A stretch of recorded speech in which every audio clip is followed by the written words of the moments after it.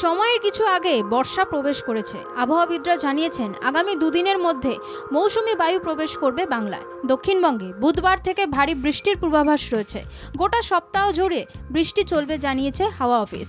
রবিবার দক্ষিণবঙ্গের সব জেলাতেই ঝড় বৃষ্টির পূর্বাভাস রয়েছে। বজ্র বিদ্যুৎ সহ হালকা থেকে মাঝারি বৃষ্টির সঙ্গে 30 থেকে 40 কিলোমিটার বেগে দমকা হাওয়া বইতে পারে। বৃষ্টি হবে উত্তর ও দক্ষিণ 24 পরগনা, বীরভূম, মুর্শিদাবাদ, নদিয়ায়।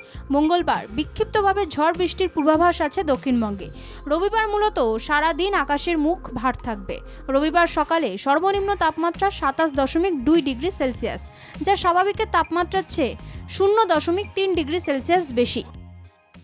3 দিন দক্ষিণবঙ্গের জন্য মেনলি থান্ডারস্টর্ম অ্যাক্টিভিটির কারণে হালকা থেকে মাঝারি ধরনের বৃষ্টিপাতের সম্ভাবনা থাকছে। 28 তারিখ থেকে বৃষ্টিপাতের সম্ভাবনা বাড়বে এবং বৃষ্টিপাতের পরিমাণও কিছুটা বাড়ার সম্ভাবনা রয়েছে, বিশেষ করে উপকূল সংলগ্ন জেলাগুলিতে 28 তারিখ থেকে।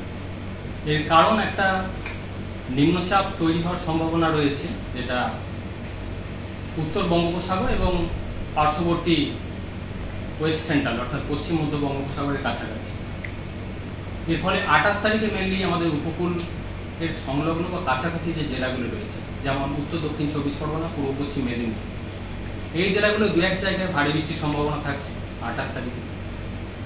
29 তারিখে বৃষ্টিপাতের স্প্রেড ইন্টেন্সিটি আরেকটু বাড়ার থাকছে। কলকাতার ক্ষেত্রে বৃষ্টিপাতের পরিমাণ বাড়বে 28 তারিখে। স্পেসিফিক্যালি কলকাতা পার্শ্ববর্তী অঞ্চলে 29 তারিখে ভারী বৃষ্টির সম্ভাবনা থাকছে। অর্থাৎ বৃষ্টিপাতের পরিমাণ কলকাতার জন্য 28 থেকে পরবর্তী 3-4 দিন 30 বা 31 তারিখ পর্যন্ত বেশি থাকে। 29 তারিখে গিয়ে উত্তরবঙ্গে দু এক জায়গায় ভারী বৃষ্টির সম্ভাবনা থাকে। মেনলি জলপাইগুড়ি, কোচবিহার, আলিপুরদুয়ার এই জেলাগুলো দু এক জায়গায় 29 তারিখে। মঙ্গলবার থেকে আবহাওয়ার আরও পরিবর্তন হবে। হাওয়া অফিস জানিয়েছে বেলায় গরম ও জলীয় বাষ্পজনিত অস্বস্তি থাকবে। দক্ষিণবঙ্গের পাশাপাশি মঙ্গলবার উত্তরবঙ্গে বর্ষা ঢুকবে বলে অনুমান আবহাওয়াবিদদের।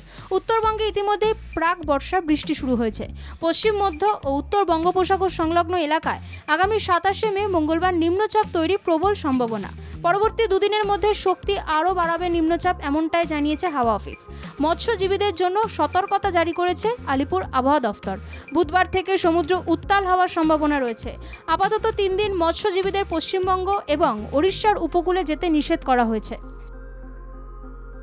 ব্যুরো রিপোর্ট, বাংলা জাগো।